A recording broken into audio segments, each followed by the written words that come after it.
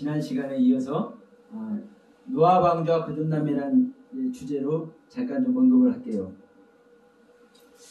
자, 홍수 심판은 말 그대로 심판이고 이 지구 역사상에 있었던 사건입니다. 그러나 분명한 것은 이 지구상에 있었던 그 사건을 설명하는 설명서가 아니라는 사실. 누구도 부인할 수 없는 이 지구상의 역사적으로 있었던 이 사건, 과학적으로도 증명되는 이 사건을 가지고 하나님께서 말씀하고자 하는 그 무엇이 있는 거예요. 홍수 심판이라고 말할 수 있는 관련성이 있는 일. 그러니까 분명한 것은 심판받는 이야기예요. 심판받는 이야기. 근데 어디서 심판받는 거예요? 아담 안에서 아담의 생명이 심판받는 이야기. 이 아담의 생명이 심판받아야 이 아담의 생명을 깨트리고 하나님의 생명, 그리스도의 생명이 들어온다는 사실. 그래서 자, 이 홍수 심판할 때 이 홍수 심판의 주 메뉴가 뭐예요? 주 메뉴가 방주입니다. 방주, 노아. 그러면 이 노아의 방주가 홍수 심판의 주 무대예요. 이것은 홍수 심판은 온 모든 생명들, 이 모든 생명들을 멸해버리는 사건인데, 중요한 것은 이 사건들을 멸해버리는데 딱 이것이 버티고 있어요. 노아 방주가. 이 안에 올라간 사람만 구원을 얻어. 그러죠? 이 안에 올라간 사람. 그러면 이걸 한번 봅시다. 우리 인간이 지은 배가 우리 인간을 구원할 수 있어요? 없어요? 구원할 수도 있지만 이게 다 영적인 이야기잖아요. 영적인 이야기. 그러면 자, 노아 방주는 우리가 그냥 알고 있잖아요. 누가 노아 방주예요? 이게 주님이에요. 주님. 주님만이 우리를 구원하는 거잖아요. 우리가 주님과 동행해져야만 구원을 해요. 주님과 동행해져야만. 이 이야기입니다. 이 이야기. 근데 이제 7장을 보면은, 자, 7장 이 방주를 한번 보면은, 방주는 어떤 자들이 들어가요? 짐승들이 들어가요? 네? 짐승들이. 자, 7장 한번 봅시다. 7장 1절에 여호와께서 노아에게 이르시되 노아 내 온 집은 방주로 들어가라. 내가 이 세대에 내 앞에서 의로움을 내가 보았음이라. 너는 모든 정결한 짐승은. 자, 노아의 식구들은 다 들어가는 거예요. 자, 노아와 노아의 식구. 이거는 누구 생명입니까? 하나님의 생명. 아니, 노아 식구가 누구의 생명이에요? 노아의 생명이잖아요. 예. 노아의 생명이요. 우리가 노아 식구 8명이라 이런 소리도 듣지만, 네. 그럼 분명한 것은 누구만 구원받는 거예요, 여러분? 노아만 구원받는 거예요. 노아 식구가, 노아 아내와 노아 아들과 노아 자부들이 노아에게 붙어 있으니까 구원을 받는 것이지, 이들이 구원받을 존재이기 때문에 구원받는 게 아니라는 사실. 노아 때문에. 예, 명심하십시오. 나 한 사람 때문에 내 자녀들이. 자, 잠깐 한번 넘겨가지고요. 제가 가끔가다 말씀드려요. 열왕기상 13장에 보면 베델의 늙은 선지자 나오잖아요. 네. 늙은 선지자? 네. 이제 12장 25절부터 여로보암과 이제 금송아지가 나와요. 여로보암이 베델과 단에다가 성전을 지어버린다니까요. 그러니까 이제 이 베델과 단에서는 다시 말해서 북이스라엘에서는 남유다로, 예루살렘은 남유다가 있으니까 예루살렘에 가서 예배를 못 드려. 이게 그러니까 이제 이 베델에 늙은 선지자가 있었어. 근데 내려갈 수가 없어. 왕이 못 내려가게 하니까. 그러니까 이 베델의 늙은 선지자는 아이고, 자기 자식들 이렇게 가서 예배 드리게 해요. 베델에 단을 세웠잖아요. 성전을. 그러니까 거기 가서 예배 드리는데 거기서 이제 사건이 일어났어. 예, 사건이 일어났어. 그런데 이것을 징계를 하기 위해서, 이 여로보암을 징계를 하기 위해서 예루살렘에서 선지자가 올라와. 하나님의 명령을 받고. 근데 예루살렘에서 선지자가 올라왔다는 소식을 듣고 이 베델의 늙은 선지자가 마음을 품었어. 그리고 뭐냐? 이 선지자가 진짜가 가짜가 알아봐야 돼. 응? 자기도 사실은 진짜가 아니라 가짜예요. 네. 못 내라고 예루살렘 성전에서 예배를 못 드리잖아요. 그러면 가짜인 거예요. 그러니까 예루살렘에서 올라왔다는 선지자가 진짜인지 가짜인지 이제 실험을 해. 근데 이 실험을 당하다가 이 예루살렘에서 올라온 선지자가 죽임을 당해. 왜? 이걸 초청을 할 때 나는 뒤돌아보지도 말고 물도 먹지 말고 떡도 먹지 말고 그냥 오라 있으니까 나는 갈 거야. 그런데 이제 이 베델의 늙은 선지자가 자기 아들들한테 가서 시키는 거예요. 나도 선지자인데 하나님께서 나한테도 나타나서 당신을 꼭 대접하라고 했으니까 우리하고 가서 대접을 받고 가세요. 이랬다고 가서 이제 거짓말 시키니까 선지자라고 하지. 응? 그러니까 가서 대접을 받고 오다가 이제 죽임을 당해요. 죽임을 당하니까 이게 진짜 그대로 죽임을 당하잖아요. 그러니까 이 베델의 이 예루살렘에서 올라온 선지자가 진짜 선지자잖아요. 그러니까 이 베델의 늙은 선지자가 자기 아들들한테 내가 죽거든 저 선지자를 예루살렘에서 온 선지자를 장사를 지내고 내가 죽거든 반드시 저 예루살렘에서 오는 선지자 옆에 나를 같이 장사해라. 근데 나중에 이 종국이 이렇게 해서 다 무상이 뭐니 다 때려부시고 그럴 때 이 베델에서 다 예루살렘에서 온 선지자 묘는 이게 파헤쳐요, 안 파헤쳐요? 안 파헤쳐. 베델의 늙은 선지자 묘도 파헤치지 안 파헤쳐? 안 파헤쳐. 네. 그러니까 이 사건을 왜 얘기를 하냐면요. 내가 온전하지 못해도 온전한 자에게 붙어있는 자가 구원받는다는 얘기를 하는 거예요. 네? 내가 하나님의 영을 받지 못했다 할지라도 하나님의 영을 받은 자에게 구원을 얻는다는 소리. 그래서 중국의 그 사마천인가 뭔가 그 사람이 이런 말을 했어요. 천리마 꼬리에 새파리가 붙어도 이 새파리를 천리를 가면 돼. 그 말이 맞네. 그러면 이 말이 무슨 말이냐면 누구와 동행하느냐에 따라서 그 인생이 달라져요. 네? 누구와 동행하느냐에 따라서.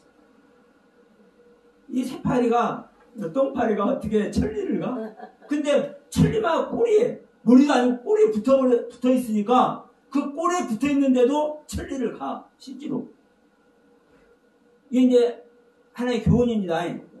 그러면 어느 말씀에 붙어 있는지 옳은 자에게 붙어 있는 자는 옳은 자의 은혜를 입고 옳지 못하는 자에게 붙어 있는 자는 옳지 못한 자의 은혜를 입는 거예요. 그래서 소경과 동행하는 자는 소경과 같이 구렁텅이에 빠지는 것이고 주님과 동행하는 자는 근데 주님은 그래요.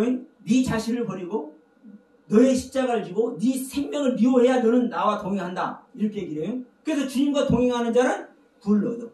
이 주님과 동행하는 자가 뭐예요?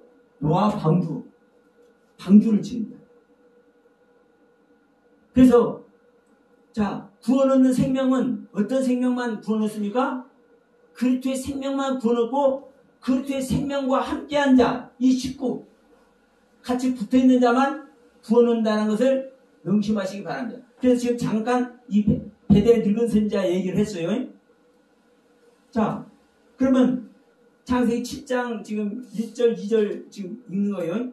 1절에서는 노아가 식구와 함께 방주에 들어가고 2절에서는 이제 뭐라고 합니까? 너는 모든 정결한 짐승은 암수 7씩.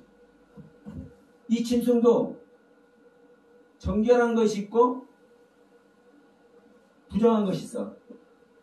정결한 것은 암수 7이요.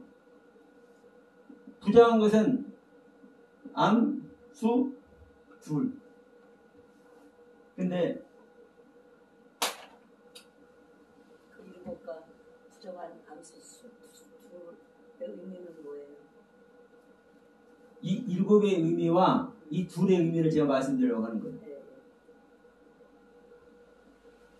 정결한 것은 정결하다는 의미는 뭐 어떻다는 겁니까? 올바른 믿음 안에 있다는 거잖아요. 네? 올바른 믿음 안에 있다는 거잖아요. 올바른 믿음 안에 있는 자는 7수예요. 맹세된 자, 거룩한 수, 완전한 수. 근데 부정한 자는 올바른 믿음 안에 있지 않다는 거죠. 부정한 거니까요. 근데 왜 둘이냐 이거 둘. 이 2라는 숫자는 이 샤나라는 단어가 있어요. 이 단어의 뜻이 뭐라고 그랬습니까? 반복하다, 변화하다. 그럼 이제 나오죠. 왜 부정한 짐승은 암수 2이어야 되는지, 이 2이라는 의미, 반복해서 변화되어야 된다. 네? 그 상태로 구원받는 것이 아니라 너는 반복해서 너의 신앙이 반복되어서 변화되어야 돼. 이런 의미를 갖고 있는 거예요. 그러니까 부정한 것은 정결한 자가 돼야 되잖아요. 네? 자, 우리가 생각할 때는 비늘이 없는 것은 부정한 것, 비늘이 있는 것 정결한 것 이렇게 돼 있어요. 근데 제가 계속 말씀드립니다. 창세기 1장에서부터 생물이라고 얘기해요. 창세기 1장에서도 하고 2장에서도 하고 계속 지금 10장, 9장, 8장, 9장에서도 지금 계속 나와요. 기는 것, 생물 이렇게. 그러면 이 생물은 네페시 하야. 네페시 하야. 기억나시죠? 이 네페시라는 단어와 하야라는 단어가 어떤 단어라고요? 그 생명이고. 생명. 생명. 하나님께서 사람을 만드시고 아담을 만드시고 코에 생기를 불어넣으시니까 생명이 된 자라 그래요. 생명. 이 생명이 네페시 하야예요. 네페시 하야. 그러면 사람이 생명이 됐잖아요. 이 생명이 뭐라는 거요? 네. 하나님의 호흡과 땅의 호흡을 같이 갖고 있는 것이 이 생명이라고 얘기해요. 그러면 자, 성경에 생명이라는 단어를 찾으면 이 네페시라는 단어가 나오고 이 하야라는 단어, 두 단어가 나와요. 이 네페시라는 단어는 땅의 생명, 이 땅의 생명, 이 하야라는 단어는 하늘의 생명을 얘기를 하고 있습니다. 그러니까 이 네페시 하야가 생명인데, 그러면 이제 하늘의 생명, 땅의 생명 따지기 전에 영혼이 있는 존재가 생명이에요. 예? 그렇죠. 우리 인간 영혼이 있잖아요. 이게 생명이요. 그런데 이 생모를 이 생모를 네페시 하야라고 그런다니까. 생명이라고 그런다니까. 짐승 이런 것. 네. 그러니까 우리가 볼 때는 기는 거, 날아다니는 새, 미끄러 다니는 뭐 파충류, 뭐 짐승들 이렇게 우리가 보여지지만 이것들을 통틀어서 성경 뭐라고 얘기해요? 생명이라고 얘기해요. 영혼의 존재라고 얘기해요. 영혼의 존재. 자, 이것이 지금 여기서도 지금 이어집니다. 왜 이거를 제가 지금 말씀드리냐면 여기서 이어지니까 말씀을 드리는 거예요. 그러니까 우리가 볼 때는 짐승 얘기하고 새 이야기하고 기어다니는 벌레 이야기하는 것 같은데 영혼의 사람 영혼과 똑같이 성경은 지금 얘기를 하고 있는 거예요. 성경은. 그러면요 이런 단어를 자, 이 단어만 빼버려도 간단해. 이 하야라는 단어 이 하야라는 단어만 딱 빼버려도 네페시라고만 써도 이해를 해. 땅의 생명이니까. 그렇잖아요. 그런데 하늘의 생명을 말하는 이 하야라는 단어를 같이 쓰고 있네. 기가 막히게. 그러니까 우리가 어떻게 아느냐도 중요하지만 성경이 이렇게 기록을 하고 있어요. 이렇게. 그러니까 벌레도 벌레로 안 보고 짐승도 짐승으로 안 보고 새도 새로 안 보고 물고기도 물고기로 안 보는 거예요. 성경은. 얘기를 안 하는 거예요. 물고기도 생명. 네? 창세기 1장 20절에 물고기도 생물도 있고. 그러면 성경은 이렇게 말씀하고 있는 이유가 있다라는 사실. 그리고 자, 지금 7장 2절 3절 하는 거예요. 창세기 7장 2, 3절. 그러면 지금 말씀드린 이것을 여러분 이제 잠깐 기억하시면서 이 암수 이 암수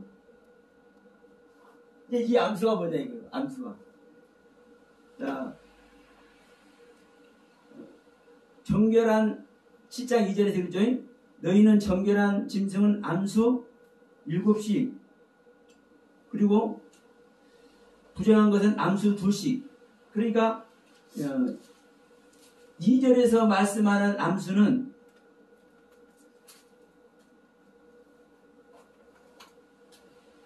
지금 이게 지금 이 창세기 7장 2절이죠. 여기서 말하는 이 암수는 이시 이샤 이시 이샤는 뭔지 아시죠? 많이 들었습니다. 남자 여자 창세기 2장에서 창조한 남자 여자는 이시 이샤라고 그래. 네? 창세기 2장에서 창조한 남자 여자를 이시 이샤라고 성경은 기록을 해놓고 있어요. 근데 7장 3절에 보면 공중의 새도 암수 7씩 취하여 그 씨를 온 지면에 유하리라. 그러니까 공중에 있는 것들은 다 정결한 것인가 봐요. 7씩이라고 했으니까. 그죠? 3절에 창세기 7장 3절에 암수 이 암수는 이시샤가 아니라 자카르 네케바예요. 이 자카르 네케바는 창세기 1장에서 남자와 여자를 창조하시고 그러죠. 창세기 1장 27절에서 하나님의 자기 형상 곧 하나님의 형상대로 사람을 창조하시되 남자와 여자를 창조하시고 이 남자와 여자는 자카르와 네케바예요. 이 자카르가 남자, 네케바가 여자. 그러면 이거를 여러분 다 기억하라고 제가 말씀드린 게 아니라 지금 이 암수 얘기도 지금 사람 얘기하고 있는 거라니까. 네? 사람 얘기.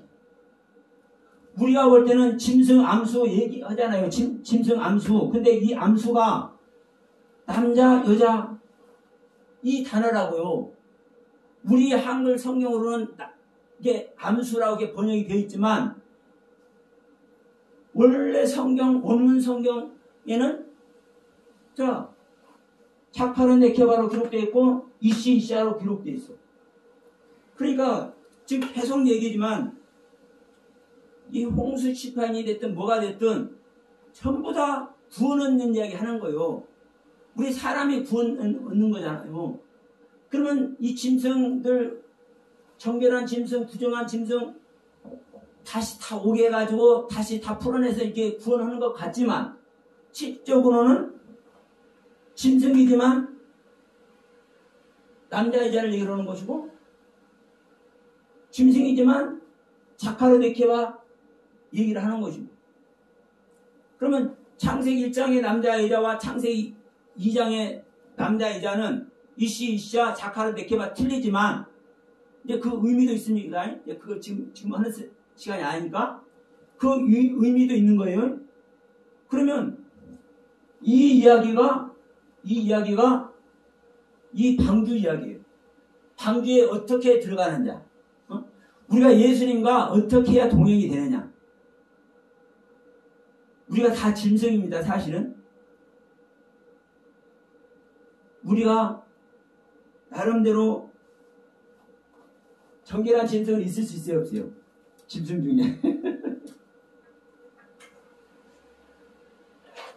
짐승은 다 부정한 거예요. 그런데 하나님께서 정결하다고 한 짐승은 정결합니다. 다 사망 아래 있는 자는 부정한 거예요. 사망을 깨트려 버리고 자기 자신을 하나님께 드린 자는 정결합니다.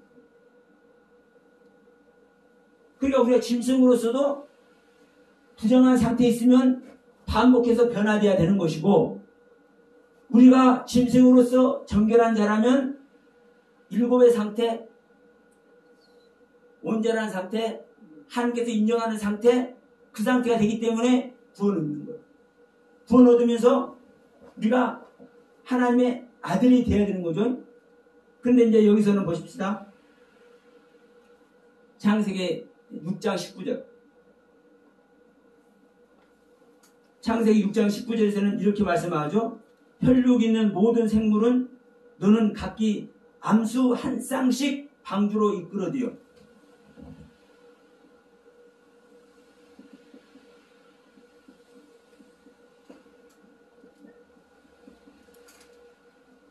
우리가 방주를 들어가도 어떻게 들어가야 되는지 지금 말씀드리는 겁니다. 응? 내가 나의 상태가 부정한 존재면 내가 반복해서 변화되어야 우리가 방주에 들어가는 것이고 내가 정결한 자가 된다면 우리는 일곱의 의미를 가지고 우리는 구원의 길인 방주에 들어가는 것이고 또 창세기 6장 19절에서는 모든 것은 암수 한 쌍씩 드리라고 그러잖아요. 모든 것은. 그러면 모든 것이 방주에 들어오면은 들어오는 자가 구원을 얻는 거죠. 그렇지.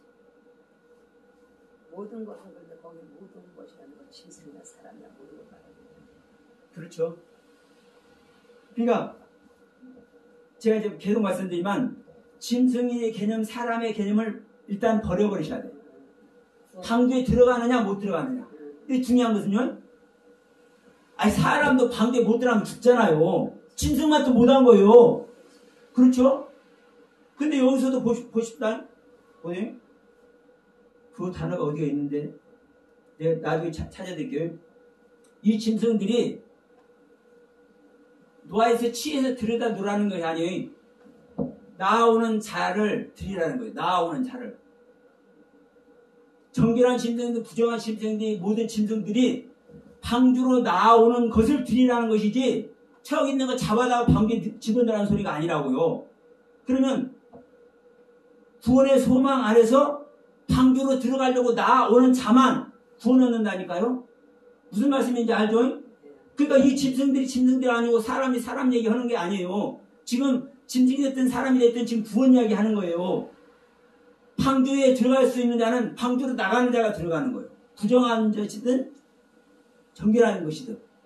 그러면 정결한 것은 정결한 대로 일곱 쌍 방주에 집어넣는 것이고, 부정한 것은 부정한 대로 2쌍씩 방주에 집어넣는 거고. 그러면 예를 들어서 정결한 것만 구원하고 부정한 것은 구원 안 하는 것이 우리가 볼 때는 타당성이 있을 것 같은데, 하나님은 모든 것을 구원하신다. 그래서 지금 19절에 6장 19절에서는 모든 것을, 그리고 모든 생물을, 혈육이 있는 모든 생물을 각기 안수 한 쌍씩 방주로 드라. 한 쌍씩. 한 쌍. 예아들. 이건 한 쌍이 저입니다. 한 쌍 하나. 근데 여기서 암수 한 쌍이라는 건 무슨 말이에요? 암수랑 순놈이랑 해야지 한 쌍이 되는 거예요. 그러죠. 암컷과 수컷이 한 쌍인 거죠. 아, 그게 점치는 거예요? 예. 암컷과 수컷이 한 쌍이잖아요. 이게 한 쌍을 구원하는 거예요. 근데 이걸 명심하십시오. 왜 한 쌍이 구원하냐? 자, 아담을 지어놓고 이 아담의 독차는 걸 좋지 못하니까 아담의 갈비뼈 가지고 배필인 하와를 쳤어요. 그 하와를 지어놨는데, 그럼 이 하와의 재료는 누굽니까? 아담이죠. 그러니까 아담이 뭐라고 그런 거예요? 하와를 보고, 너는 나와 같이 있는 다른 존재가 아니라 너는 그냥 내 뼈야. 너는 다른 존재가 아니라는 거예요. 나야 나. 예? 그래서 부모를 떠나 둘이 한 육체가 될 때, 한 몸이 될 때, 이게 구원이라고 얘기를 하죠. 지금 에베소서 5장 31절에 똑같은 얘기합니다. 남자가 부모를 떠나 여자와 연합한 한 육체가 되는 것이, 이것이 큰 비밀이다. 이게 그리스도와 교회에 대해서 말하고 있는 것이다. 그러면 자, 남자와 여자가 하나 되는 것이 이게 구원이라고. 한 육체는 것도 다른 남자 따로 여자 따로가 아니라 둘이 하나야. 하나로 통일되는 거예요. 모든 생명은 암수 한 쌍씩, 통일된 걸 한 쌍씩, 통일된 존재 한 쌍씩 구원한다는 얘기. 창세기 6장 19절에서 얘기, 이 한 쌍이라는 의미. 그러니까 우리가 볼 때는 이 한 쌍의 의미, 한 쌍이잖아요. 그러면 7장 2절에서는 정결한 것은 일곱 쌍, 부정한 것은 2쌍이잖아요. 그리고 이제 이 뒤에 가면 7장 9절에 가면 암수 둘씩 노아에게 나와. 여기 있구나. 자, 9절 보면은, 자, 보세요. 8절부터 읽어봅시다. 정결한 짐승과 부정한 짐승과 새와 땅에 기는 모든 것이 하나님이 노아에게 명하신 대로 암수 둘씩 노아에게 나와 방주에 들어갔더니, 자, 노아에게 나아온다니까요. 노아가 이 짐승들을 7씩, 2씩 이렇게 갖다가 집어넣어서 구원시키는 것이 아니라, 이 모든 짐승들이 암수 2씩 노아에게 나아온다니까요. 그래서 노아에게 나아가는 자만, 그럼 또 다른 말로 하면 어디로 나아가는 자입니까? 방주로 나아가는 자만 구원 얻는 거예요. 근데 여기서는 암수 2씩이잖아요. 그러니까 이 둘이라는 의미는요, 지금 여기서는 이제 정결한 거, 부정한 거 전부 다, 뭐 세 가지도 전부 다 이 2씩이라고 하잖아요. 그러면 우리는 자, 내가 정결한 것 같지만 정결하지 않은 거고, 내가 정결하지 않다고 생각하면 이거 진짜 정결하지 않은 거고. 그러면 우리 인간은 항상 변화돼서 반복해서 변화돼야 되는 거예요. 그런 의미니까 여기는 그냥 통틀어서 암수 2씩 2라는 숫자. 그래서 이 숫자를요, 숫자의 개념으로 한번 보면 성경이 안 풀려요. 그런데 이 히브리어는 이 숫자에 각각의 뜻이 다 있어.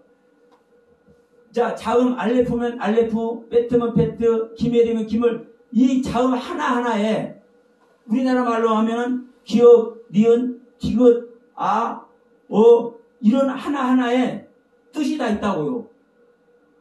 그러니까 이 자음 하나하나, 단어 하나하나에, 숫자 하나하나에 하나님께서 정해놓으신 그 뜻이 있어. 1이라는 숫자의 뜻, 100이라는 숫자의 뜻, 1000이라는 숫자의 뜻. 그러니까 여러분, 1000년이 하루 같고 하루가 1000년 같다는 얘기잖아요. 갑자기 이 1000년이 뭔지 아세요? 1000년? 배워서 변화되는 게 1000년이요. 그렇게 뜻이 다르겠어요. 배워서 변화되는 게 1000년이라니까요. 왜? 이 알레프라는 단어가 배우다거든요. 배우다. 이 첫 자음이에요. 이 첫 자음. 첫 자음. 이 알레프가. 이게 배우다인데 첫 것, 시작. 근데 이게 1이라는 숫자예요. 이 알레프가 1이라는 의미라고요. 그런데 1이라는 의미도 있으면서 똑같이 1000이라는 의미도 있어.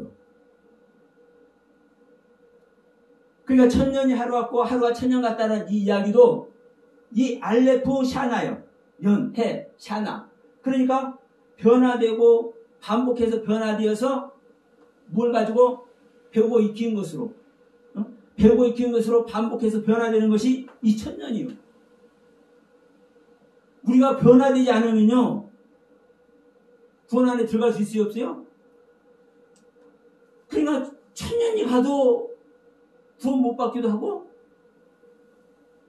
며칠 만에 구원 받기도 하고 뭐하면 변화되면 1000년이 변화된다는 거? 예, 배워서 익힌 것으로 반복해서 배우고 익힌 것을 반복해서 변화되는 것이 이 1000년이라는 의미라고요. 그러니까 이 하나하나의 이 이야기가 이 암수가 됐든 둘이나 일곱이나 이 한 쌍이나 이런 이야기가 됐든 이 하나는 아까 말했지만 에야드입니다. 에야드 똑같다. 오직 하나 연합 통일 이런 의미예요. 이 에야드라는 단어가 하나라는 에야드라는 이 하나라는 이 단어가 그러니까 우리는 하나님과 연합해야 하나님과 통일돼야 하나님과 한 생명이 되어야 우리는 구원 얻는 거예요. 그러니까 이런 하나하나 이야기가 성경은 자세히 기록이 해놨어. 성경은. 근데 여러분 다시 한번 말씀드리지만 이 히브리어로 그렇게 자세히 기록되었는데도 불구하고 히브리인들이 유대인들이 봐요? 못 봐요? 못 본다니까. 하나님의 영이 들어와야 보는 눈이 생기는 거예요. 우리 한글 여러분 똑같습니다. 제가 이 히브리어 헬라 알아가지고 제가 이 거듭난 거 아니다고요. 오늘날에는 제가 이걸 이제 원문 단어를 제가 인용을 하니까 좀 더 자세히 제가 하는 거예요. 그러나 제가 이 한글 성경만 가지고 제가 거듭났을 때도 별반 다르지 않게 저 얘기를 해요. 그런데 이제 제가 이제 이 원문을 확인을 하니까 조금 건방져 보일지는 몰라지만 제 목소리는 더 커지는 거죠. 왜? 자신이 있으니까. 확신되니까. 하나님께서 주신 글에 확실하게 나타나 있기 때문에 더 확신하잖아요. 그러니까 목소리가 조금 커져. 자, 그러면 자, 이 부분을 한번 봅시다. 지금 노아 방주와 거듭남입니다. 거듭나는 것은 내 생명이 바꿔져야 우리가 거듭나는 거예요. 근데 여러분 방주를 지어줬어도 내 안에 방주가 응, 들어 올려지다. 그러니까 뱀이 들어 올려서 장대 들린다잖아요. 그러니까 주님께서 그랬잖아요. 자, 모세에게 뱀이 들어 올려지듯이 인자도 들려 올려져야 하리라 이렇게 말씀하잖아요. 요한복음 3장에서. 그것이 이게 들어 올려지는 거, 이게 나사란 단어예요. 배가 들어 올려지다. 방주가 물에 의해서 배가 들어 올려지다.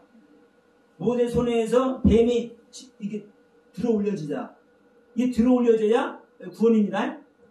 그러니까 방주가 물에 들어 올려져야 되는 거예요. 왜? 방주는 들어 올려지게끔 돼 있으니까. 근데 만약에 그 안에 빵꾸 하나 나 있다. 들어 올려지 안 들어 올려져? 그냥 침수가 돼. 그러잖아요. 그러면 이 방주를 한번 제가 그려볼게요.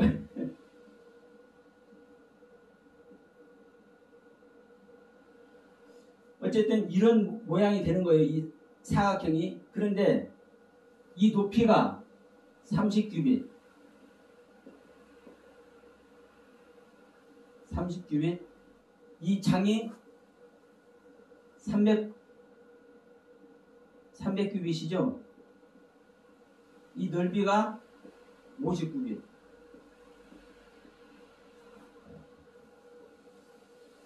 근데 이 방주가 어디서 지어지는 거예요? 하여튼 뭐 여기 어디서 지어지든 이렇게 있다 합시다. 여기서 지어졌을지도 몰라요. 근데 성경을 보면은 분명히 여기서는 안 지어졌어. 왜? 물이 많아지니까 방주가 뜨고 더 많아지니까 방주가 떠다니고 또 더 많아지니까 이 꼭대기가 잠겼더라 그러잖아요. 그러니까 분명한 것은 이쯤에서 지어졌을 것 같아. 어쨌든 산 아래에서 지어진 거예요. 산 꼭대기 아래서요. 근데 문제는 뭐냐면 7장 20절 물이 15규빗이 불어나니까 우리 지난번에 잠깐 얘기했지만 물이 15규빗이 불어나니까 온 산이 다 잠겼대. 물이 불어서 15규빗이 오름에 산들이 덮인지라 땅에 움직이는 생물이 다 죽었으니. 그러죠? 그럼 여러분 이걸 한번 보세요. 물이 15규빗이 불었는데 땅에 다 덮였대. 그러니까 이 꼭대기까지 다 덮여버린 거예요. 그러면 이걸 한번 보세요. 방주가 하여튼 이 산 아래 있잖아요. 산 아래. 근데 방주 고가 높이가 고는 높이입니다. 높이가 30규빗이에요. 30규빗이면 50cm 잡으면 15m요. 15m요. 30규빗이면 50cm를 잡으면. 근데 물이 15규빗이 불어나면 15규빗이 50cm 잡으면은 7.5m요. 7m 50cm요. 그렇죠? 그러면 자, 물이 불어나니까 땅이 잠기고 물이 더 창이라니까 배가 물에서 뜨고 더 창이라니까 이제 배가 이제 떠다니고 더 창이라니까 이 산들이 덮였어. 그러면 이 상태에서 어떤 상태를 15규빗이 불어났다고 했냐고요. 분명한 것은 이 배가 뜨려면요, 배 높이가 30규빗이잖아요. 15m잖아요. 그럼 배에다가 하여튼 짐승들 꽉 채웠잖아요. 그러면 최소한도 3분의 2는 잠기는 거예요. 배가. 빈 배면은 그렇지 않은데 물건을 실으면 최소한도 3분의 2는 잠겨. 제가 인천의 연안부두에서 제가 잠깐 일한 기간이 있었어요. 고기를 많이 잡아갖고 만선이 되면 배가 쭉 가라앉아가지고 요만큼밖에 안 남고 와. 그렇게 잠겨요. 근데 그것을 배를 수리하려고 이런 독고다 저기다 이제 젖어서 이제 올려놓으면은요, 그 물속에 들어간 것이 얼마나 높은지 몰라. 그렇죠? 그러니까 이 높이에 3분의 2는 잠겨야 배가 뜬다니까요. 자, 지금 우리 현실 세계에서 이야기를 하는 거예요. 그러면 왜 우리가 물이 15큐빅 불어난 거, 이 방주가 떠다니는 거, 방주에 떠다니면서 이제 다시 물이 이제 다시 감해지고 다시 이제 짐승들 놓아다니고, 이게 우리가 현실 세계로 이렇게 봐지잖아요. 그러니까 우리가 현실 세계로 한번 얘기해 보는 거예요. 그러면 이 자체도 안 맞다니까. 그러면 이 성경 자체가 거짓말책이에요. 거짓말책. 안 그래요? 임태고통이라고 하지 않나? 짐승들한테 네페시 하야라고 영원하라고 하지를 않나? 얼마나 웃긴 책인지 몰라요. 그런데 우리 인간의 사고로 볼 수 있는 책이 아니라는 거예요. 성경은. 우리 인간의 생각으로. 그렇지 않습니까? 어떻게 벌레나 새나 물고기나 이 짐승들한테 사람과 똑같은 영혼의 존재라고 얘기를 하냐고. 이거 말도 안 되는 거 아니에요? 그런데 성경은 그렇게 얘기를 하고 있는 거예요. 암수 두씩 들어가는 거는 이 암수를 사람의 짐승이 암컷 수컷 이렇게 말하면 좋겠는데, 남자 여자 이씨 이씨야 자카르 네케바라고 이렇게 얘기를 해놔. 그러니까 자, 이 암수를 얘기할 때 이 자카르 네케바 이씨 이씨야를 단어를 안 써놔버리면 그냥 짐승이 둘씩 들어갔더라 이렇게 하면 알잖아요. 우리가 이해할 수 있잖아요. 정결한 것은 7씩 들어가고 부정한 것은 2씩 들어갔더라 이렇게 하면 이해가 된다고요. 그런데 왜 하필 이 암수라는 단어를 사람을 말하는 남자 여자를 써놓고 자카르 네케바를 써놓냐고. 이게 하나님의 뜻이에요. 지금 이 15규빗이 불어나서 모든 산이 덮여서 모든 생명들을 죽게 만드는 것이 하나님의 뜻이요. 그러면 이 15규빗이 뭐냐고.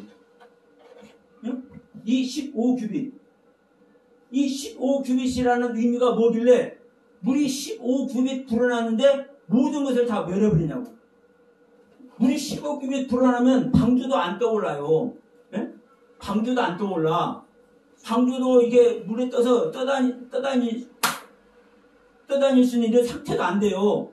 그런데 기가 막힌 것은 15규빗이 불어났는데 모든 산들이 덮여서 모든 생명들 다 죽인다고 얘기해요. 그러면 이런 얘기를요, 실제로 여러분들 지금까지 이 홍수치판 방주 얘기하면서 이런 얘기 들어봤어요? 이 설명을 못하니까 이런 얘기를 안 하는 거예요. 설명을 못하니까. 그럼 이 15규빗이 뭐냐?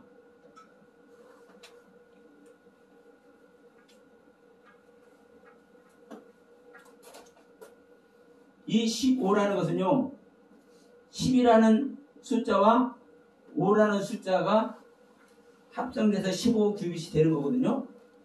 우리가 10이라는 숫자는 잘 알죠? 11조를 드리다.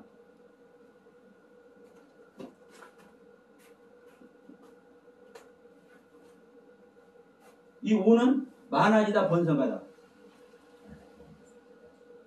이게 5라는 숫자는 다섯째 날을 생각하시면 됩니다. 다섯째 날 되니까 생물이 많아지죠. 번성하죠. 번성을 하죠. 이 처음 많아진다, 번성하라고 처음 얘기를 하는 거예요. 창조할 때도. 그러니까 10 11조를 드리는 상태. 5. 많아져서 번성하는 상태. 그러면 많아져서 번성해서 11조를 드리는 상태가 될 때 모든 생명들을 멸한다는 거예요. 그러니까 이 부분을 우리가 숫자적으로만 물이 15큐빅 불어났는데 모든 것을 멸해버린다니까 이해가 안 되잖아요. 네? 아니 방주 높이만 하더라도 30큐빅인데 네? 방주 이 높이만 하더라도 30큐빅인데 어떻게 30큐빅이면 어느 정도 되는 거예요? 30큐빅 15m요. 이 건물로 치면은 이게 지금 2층, 3층인데 약 5층 건물 정도. 5층 건물? 네, 한 층이 약 3m 정도 이렇게 되잖아요. 30. 건물이 약 3m 정도 돼요. 한 층이. 그러니까 30큐빅이면 약 한 5층 정도. 네, 15m니까. 그런데 여기 15큐빅은 7m 50. 2층 조금 넘는 거예요. 2층 반. 요 상태네. 네. 이게 이 방교의 모습으로만 봐도 이게 산은 그냥 놔둬버리고 방교의 모습으로만 봐도 얘기 자체가 안 된다니까요. 근데 이것이 하나님의 말씀이요. 그러니까 우리가 이해할 수 있는 상태대로 우리가 이해되는 상태대로 성경을 이해하려고 하면 안 된다니까요. 하나님께서 무엇을 말씀하려고 하는지 이 말씀이 무슨 말씀인지 이게 하나님의 영이 들어와야 이걸 알려주는데 이것이 얘기가 안 되고 이해가 안 되니까 실질적으로 여러분 이 노아 방교 얘기를 할 때 이 물이 이렇게 불어서 모든 걸 덮는다는 이것이 얼마나 중요합니까? 모든 것을 멸망시키는 모든 생명을 죽이는 그 기준이 뭐예요? 물이 15개월이 불어나는 거예요. 창세기 7장 20절. 그러면 성경은 이렇게 정확한 얘기를 하고 있는데 이것이 이해가 안 되네. 설명할 수가 없는 거예요. 그러니까 지금까지 설명들을 많은 사람들이 저도 못 들어봤습니다. 안 해. 그러나 분명한 것은 성경이 이렇게 기록하고 있다는 사실. 그래서 자 이것이 지금 계속 제가 말씀드렸죠. 우리가 거듭나는 얘기라는 거. 그래서 지금 이 15규빗이라는 이 숫자도 15규빗이라는 이 숫자도 10과 5라는 이 두 숫자입니다. 자 11조를 드리는 상태가 되는 것이다. 많아져서 번성해져서 11조가 드리는 상태가 되는 것이다. 그러면 자 우리가 11조를 드리는 상태가 되었다는 것은 장성했다는 거죠. 이게 거듭남의 은혜 안에 있다는 거죠.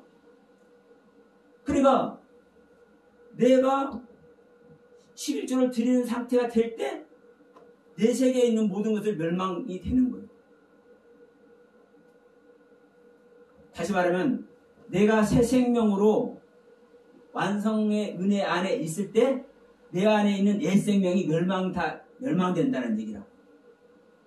그러니까 이 방주 얘기만 하더라도 방주가 왜 물에 떠다니는지, 그죠? 자, 물에 안 떠다니면 여러분 구원입니까 아닙니까? 떠야지 구원이 되는 거지. 그 자리에 있으면 그거는요 사망인 거예요. 네? 그 자리에 있으면 우리는 말씀의 인도함을 따라서 말씀의 인도하신 대로 우리는 이끌림을 받아야 돼요. 어디로 인도하든 아라랏산으로 인도하든 도봉산으로 인도하든 여기 무슨 산이 유명하니까? 산? 사패산. 맞아. 사패산. 이 사패산으로 인도를 하든 간에 중요한 것은 그래요. 내 상태는 내 상태대로의 은혜세가 있어요. 다 똑같이 아라랏산 가는 거 아닙니다. 예? 다 똑같이 아라랏산 가는 거 아니에요. 내가 일해야 될 곳은 하나님께서 내가 일해야 될 곳에 인도하시고 우리 김 목사님이 일할 곳에 김 목사님이 일할 곳에 인도함을 받는 것이고 여기도 김은혜 예, 그러니까 같이 완투. 우리 전도사님 일할 곳은 전도사님 일할 곳에 인도하심을 받아야 되고. 그러니까 내가 항상 이 자리에 있으면 좋을 것 같지만 이게 사실은요 망하는 길인 거예요. 자, 누가복음 13장에도 그러잖아요. 어느 날 문을 딱 닫아버렸어. 야, 이놈들아, 난 너희를 모른다. 아니, 무슨 소리입니까? 언제까지 우리를 같이 먹고 마시면서 가르쳐놓고 모른다니요? 야, 나 몰라, 임마. 그러니까. 제가 재미가 하는 겁니다. 그러니까, 아니, 우리가 어디까지, 우리 길에서 먹고 마시고 가르치셨지 않습니까? 어디서? 우리 길에서. 우리 길에서. 그러니까, 우리 주님은요, 우리 길에 찾아와서 가르쳐 주신다니까. 우리는 움직일 수가 없는 거예요. 움직일 수가 없어. 그런데 움직일 수 없는 자에게 하나님은 오셔서 가르쳐 주신다니까. 거기서 방주가 지어지는 겁니다. 계속 방주 이야기 하는 거예요. 거듭나는 얘기 하는 거고요. 우리가 있는 자리에서 방주가 지어지는 거예요. 우리 신앙이 지어지는 거예요. 우리는 움직일 수 없으니까 주님께서 와서 가르치는 거라고요. 그런데 하루, 이틀, 사흘, 나흘, 1년, 2년 가르치는데 요것들이 꼼짝도 않네. 자, 우리 한번 봅시다. 누가복음 13장. 이게 우리가 중심을 잡고 서 있는 것이 제자리에 있는 것이 정말 귀해요. 사실은. 그런데 여러분 딱 다 때가 있습니다. 다 때가 있어요. 누가복음 13장 자 25절부터 봅니다. 자, 집주인이 일어나 문을 한번 닫은 후에 너희가 밖에 서서 문을 두드리며 주여 열어주소서 하면 저가 대답해서 집주인이 대답하여 가로되 나는 너희가 어디로서 온 자인지 알지 못하노라 하리니 그때에 그러니까 집주인이 부인하는 거예요. 주님께서 부인하는 거예요. 그때에 너희가 말하되 우리는 주 앞에서 하나님 앞에서 먹고 마셨으며 주는 또한 우리 길거리에서 가르치셨나이다. 우리 길에서 가르친다니까요. 우리는 움직일 수 없는 존재, 우리가 돌아다니고 있지만 영적으로 우리는 움직일 수 없는 존재라고요. 안진백이요. 그러니까 우리 주님은 우리한테 와셔서 가르친다고요. 같이 먹고 마시면서 가르치는 거예요. 그런데 항상 거기에 있잖아요. 항상. 그러니까 어느 날 문 닫아버리고 나는 너를 모른다는 거예요. 내가 가르침을 받았으면 그 가르침의 인도함대로 우리는 그분의 길로 가야 되는 거예요. 네? 방주가 떠서 물은 방주를 떠올리게 합니다. 하나님의 말씀은 우리를 움직이게 만든다고요. 말씀은 살아있어 운동에서 자유의 날선 어떤 것보다 예리해서 우리의 영과 혼자가 관절과 골수를 찔러 쪼개서 모든 것을 드러나게 해잖아요. 우리의 신앙의 모든 것, 우리 인간적인 모든 것까지 다 드러나게 한다니까 말씀은. 그렇게 하나님께서 드러나게 하면 그 드러난 걸 가지고 내 새끼를 버리고 그 말씀의 인도함을 따라서 우리는 가야 되는데 안 가고 그냥 그 가르치는 그 자리에 계속 있어. 그러니까 어느 날 집주인은 문을 닫아버리는 거예요. 저희가 너희에게 일러 가로되 너희가 어디로서 왔는지 알지 못하노라 생각하는 모든 자들아 나를 떠나가라. 우리 주님이 항상 참고 우리는 오래 참는다는 그 은혜로운 말씀을 우리는 다 기억하고 있어요. 응? 우리는 주님은 끝까지 우리를 인도하고 기다리신다고? 그런데 이런 데서는 기다려주지 안 기다려요? 어느 순간에 우리 주님은 문 닫아버립니다. 문 닫기 전에 우리는 말씀의 인도함을 따라서 가르침의 세계를 쫓아서 우리는 뭘 해야 돼요? 인도함을 받아야 돼요. 그래서 주님은 말씀하는 거예요. 너희들이 나를 따라오는 것이 구원인데 나를 따라오려면 너희 자신을 부인하고 너의 십자가를 지고 너의 생명을 미워해야 나를 따라오. 너의 생명을 네 자신이 미워하면 내가 구원할 것이고 네 자신의 생명을 네가 구원하고자 하면 너는 버림을 받을 것이라. 말씀하잖아요. 그러니까 여러분 우리는 떠올라서 인도함을 받아야 돼. 말씀의 인도함을 받아야 돼. 노아가 방주가 떠서 노아가 어디서 사역을 해야 될지, 어디서 말씀을 나누고 어디서 인종을 전해야 될지, 그 하나님의 뜻을 따라서, 하나님의 인도함을 따라서 물의 움직임대로 방주가 나아가져야 되는 거예요. 여러분, 이게 거듭난 은혜예요. 노아 방주는 우리 각자 안에서 지어져야 될 줄로 믿습니다. 우리가 이 시간에 말씀 공부하는 것도 어느 한 부분에 방주를 짓는 거예요. 어느 한 부분에 방주를. 우리가 방주를 지으시면 이 방주가 보세요.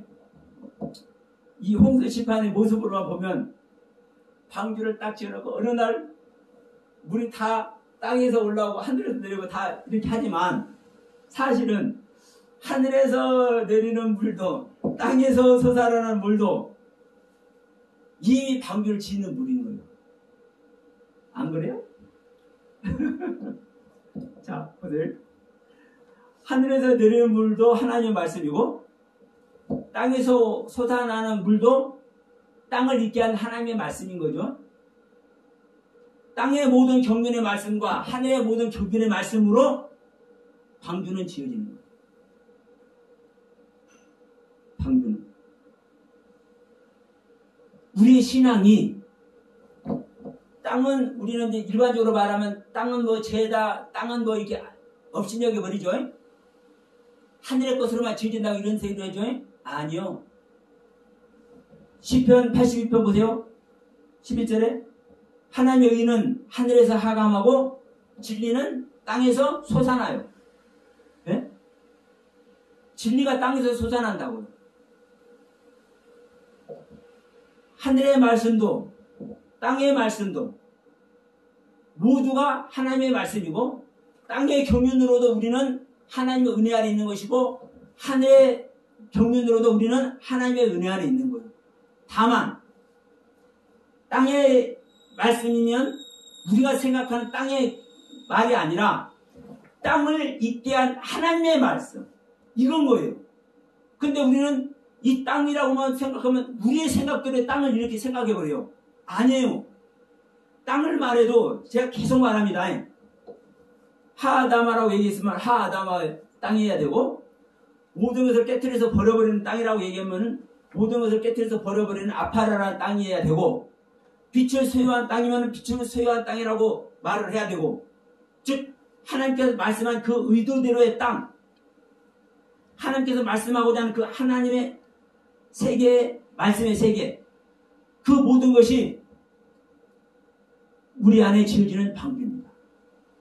그러면 그 방주가 지어졌으니까 뭐 하는 거요? 그 말씀들이 이 방주를 인도하기 위해서 하늘에서도 내리고 땅에서도 올라오는 거예요. 이런 말씀 처음 들어보시죠? 가다 보면요, 다 나옵니다. 네, 보세요. 하늘에서 내려오는 비는 어떤 비겠으며, 땅에서 올라오는, 땅에서 터져서 올라오는 물이면 어떤 물이겠습니까? 하늘도 하나님의 것이요, 땅도 하나님의 것이라니까요. 모든 것이 하나님의 것이에요. 모든 것이 하나님의 것이요. 이 모든 것이 하나님의 것인데, 이 하나님의 것에 내 자신을 맡기면 살고, 이 하나님의 것 따로 내 것 따로 하면은 우리는 죽어. 네? 물고기가 죽지 않는 이유가 물의 생명 자체 자기를 밝히는 거잖아요. 땅에 나오면 죽어. 물고기는 그러잖아요.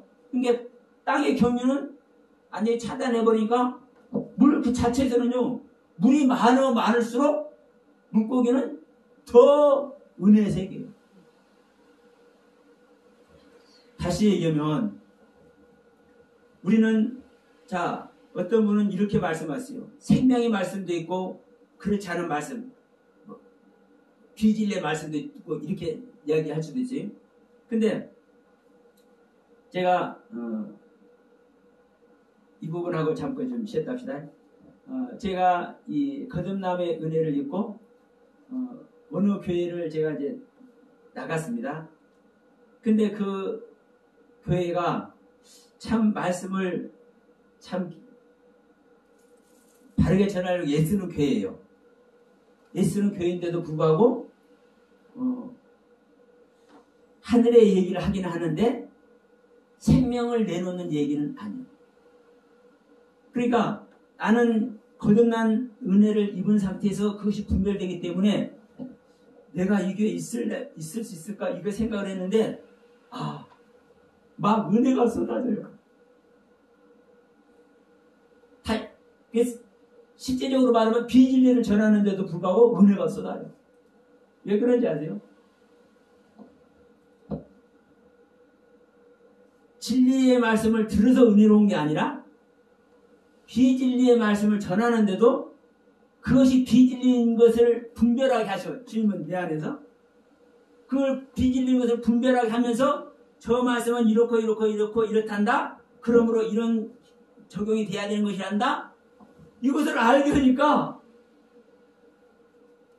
그 온전치 못한 것을 전하는데도 불구하고 나는 그것을 온전치 못한 것을 듣는데도 불구하고 내 안에서 이걸 분별하는 말씀으로 말미암아 진짜 그때는요 얼마나 은혜가 됐는지요.